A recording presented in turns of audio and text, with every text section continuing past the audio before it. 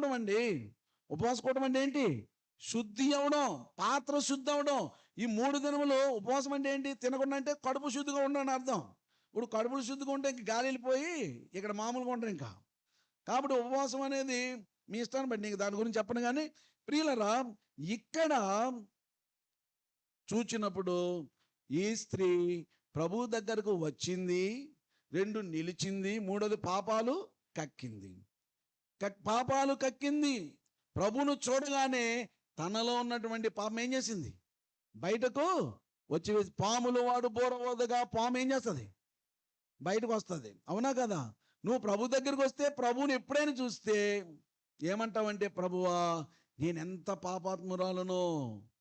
పేతురు గారు కూడా అన్నారు లోకసువార్తలో, ప్రభువా నేను పాపిని, నన్ను విడిచిపోమ్మో అన్నారు 4వ అధ్యాయంలో. అంటే ప్రభువును చూచేవారికి ఆయన పరిశుద్ధుడని, మన పాపాత్మ